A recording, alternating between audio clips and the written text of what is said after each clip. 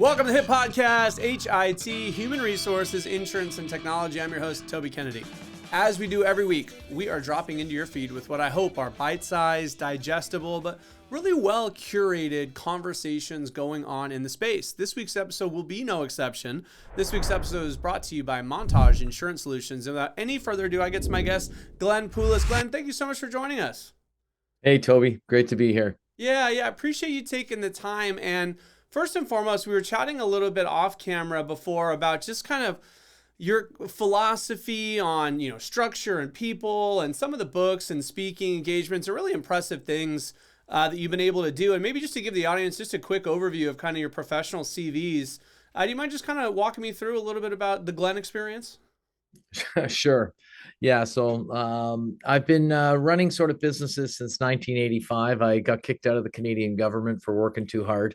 And my boss told me I was in the wrong job. So joined a sales company. I worked that for a few years and I realized I could do better. Like I could advance more if I owned the company. So I started a company in 91.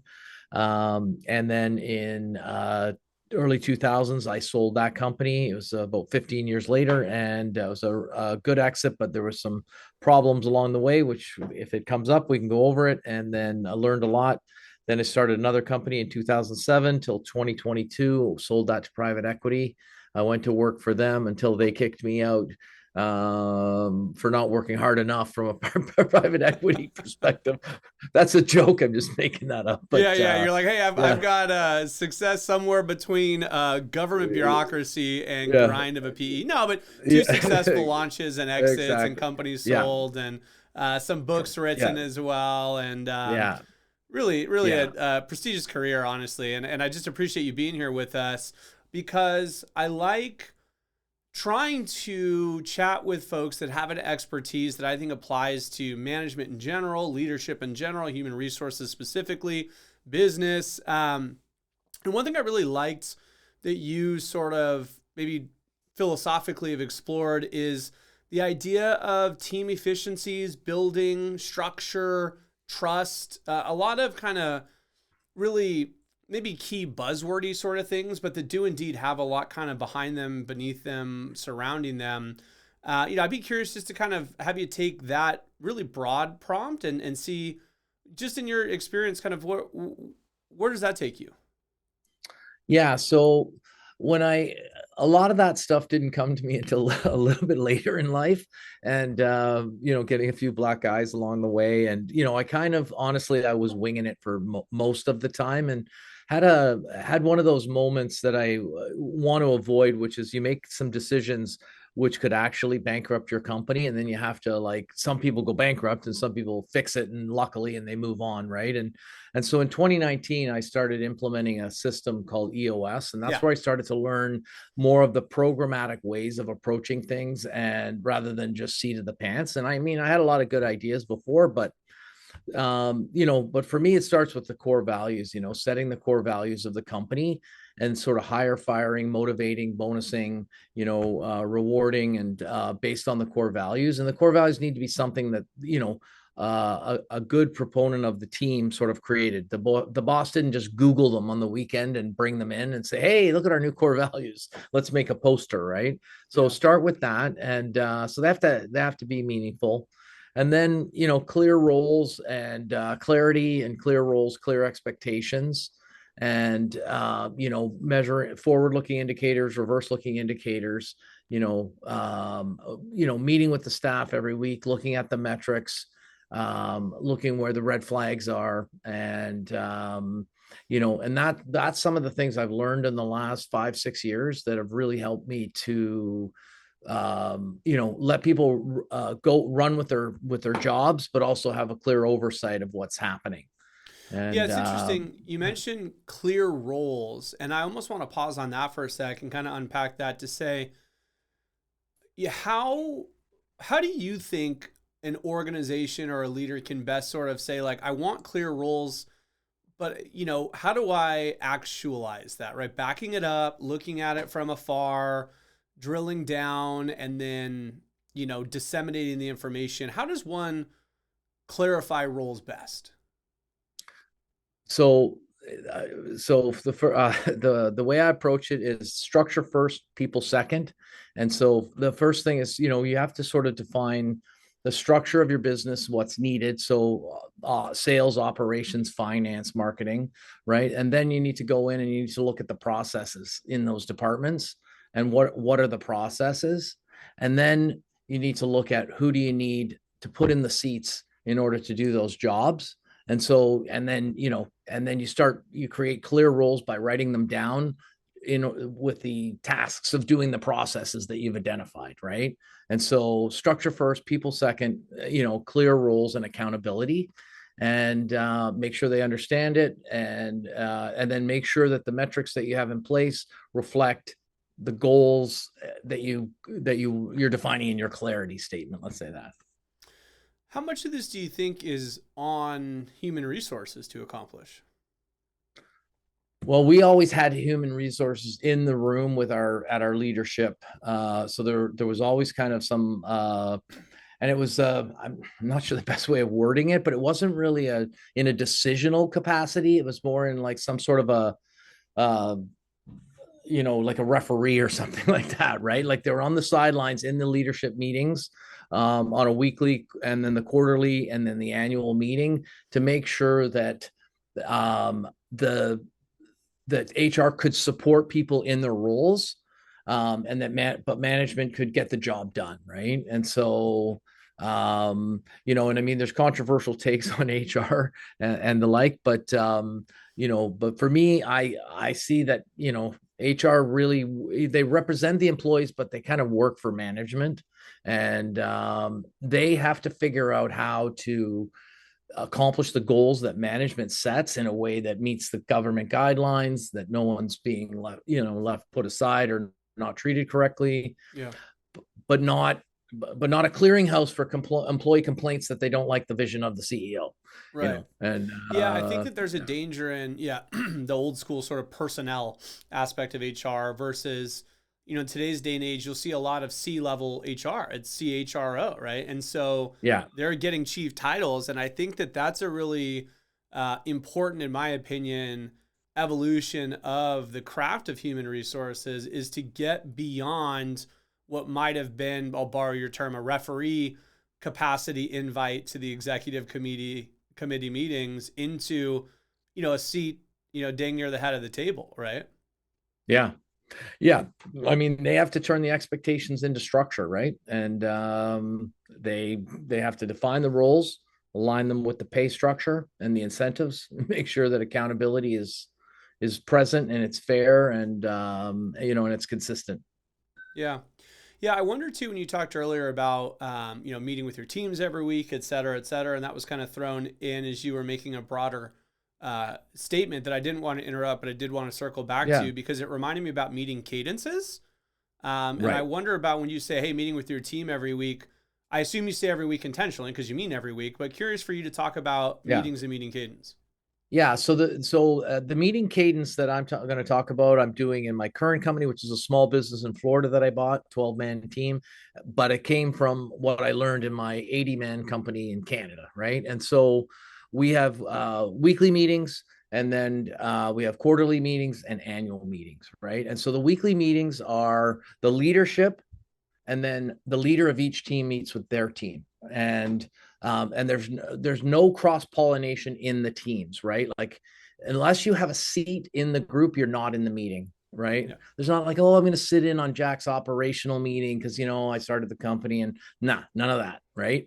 And I would meet with the head of finance, operations, and sales, right? It's a small team, small company, but that's how it would break down. And then the sales would have weekly meeting with their team. And now they're one-on-ones with the people. That varies depending upon the what's going on with each individual person, especially in the sales team. Some of them have one-on-ones that are weekly, some of them are bi-weekly, and some of them are only participating in the group meeting. That's the one-on-one group meeting. Sorry, not the one-on-one, but the group sales meeting every week. They don't have one-on-ones except for perhaps every month or so. And so And then there's also a quarterly meeting with the leadership where you go over larger goals. Did you meet your quarterly numbers? Reviewing and setting numbers for the following quarters. And then the annual meeting is like a 2-day affair where you're looking at your 1, 3, and 5-year goals Yeah. and looking at the core values. Are they still in line with what you're doing? Do they still resonate? And setting new numbers for gross margin and revenue and what have you. But the biggest and most important meeting is really the weekly one-on-one. Sorry, I keep saying one-on-one, but I mean to say just a weekly meeting with the teams. Yeah. And it sort of starts by going over the numbers, and the numbers are reflective of the goals of that. Some are forward looking, some are reverse looking, right? In sales, it's kind of like, what did you quote? How many calls were made? How many orders were booked? What was the gross margin? And so some look forward, some look back, and you're looking for reds and greens, right? And if you start having a bunch of reds in a row every week, you have to dive deeper into it. And that's where you do it, is in those weekly meetings. And the finance, they're looking at days sales outstanding is sort of like AR, accounts payable, accounts receivable, some other finance metrics. And operations are looking at orders shipped on time, quality issues with orders, customer complaints, service issues, things like that. And then there's a facility within the meeting structure to escalate and assign to-dos and actions to teams within the team or in other teams, or moving it up to the leadership depending upon and that's how we run the meetings. Yeah, so I think it's an interesting dive into sort of meetings and even structure and some facets of that. I'm curious maybe to zoom us out of the rabbit hole we're on and just say, hey, listen, as someone that's been in and around, leadership and business consulting for as long as you have, is there a topic that you've seen that you're passionate about that you enjoy making sure comes to light when we're in these sorts of setting that we haven't talked about yet today? Well, so the one thing is, I kind of mentioned it, but it's really living the whole meaning behind the core values, right? Yeah, And are people like above the line or below the line, and making hard choices like perhaps having to let go your top sales guy who's got great numbers, but he's a nightmare for HR. yeah, You know what I mean? yeah, And so because those guys, they go from being, your superstar, to the opposite of a star is a rat, right? And they can scare away other high performers with their behavior, right? And so I like, I like everybody to sort of walk the walk and talk the talk. And I mean, that's one thing. What the other thing I'm not sure if it's relevant exactly, but is like, I'm always looking at the next generation of system that we can look at to yeah. make things better or easier. You have the best ERP system in place. Is everything tied together? Is your marketing on point? Are you modern? Are you meeting a level of modernity, that's appropriate for your business that you're Yeah, and in? the ever changing, right, with AI coming in, especially. Yeah. Yeah. Yeah. And we use it in all our teams. We use it to help analyze our financials. We use it to scour bid sites to find projects we might not have bid on. We use it to create most of the boilerplate inside our RFP responses, request for proposal, request for quotes. These are long documents from utilities and stuff. They're 80 pages long, and a lot of them are repetitive, right? And so, the management summary, the executive overview, and a lot of that can govern your growth, because before you had to do it all manually, and it limited how many bids you could or would want to bid on, Yeah, right? But now with AI, you can actually just focus on the financial piece and allow AI to look into your past performance and pull all that boilerplate in, and allow you to bid on more projects, right? And so yeah. those are some of the ways we're using AI to our advantage right now. And maybe just to close this out, circling back to your conversation about values and whether or not they're sort of being lived and exhibited, how often do you think an organization can or should or does? What's the cadence on reevaluating the actual words on the wall, changing your values, shifting your values? evolving your values? What are your thoughts there? I would do it no more often than once a year, but every year I would give it a very hard look, Yeah. and that's my answer, plain and simple. So Sort when of you talk about yearly. mission, vision, values, you're saying that the values should be up for renewal every year, and then you'd take a look at them and you'd move them around. Absolutely, definitely, yeah. It's Yeah. a big part. Big part. There's a 2-day meeting, and within that 2-day meeting, a reasonable size, like an hour to 2 hours, is done on the core values, the mission, and yeah, and the any other sort of key parameters that you publish, right? And are they still valid? And who's involved in that conversation? The leadership. And so typically, so that would be the head. In my case, it would be me. And it's a small team. It's ops, finance, and sales. So it's only 4 people. But that's the way I do it. And in my old company, the leadership was a little bit bigger. There was an HR person in there, and the marketing person was in there. Yeah, and I think that's it. Oh, and our we also had a large technical component to our business, so the CTO guy was in the meeting as well. But it's Okay. the leadership piece, and Yeah. yeah. Awesome.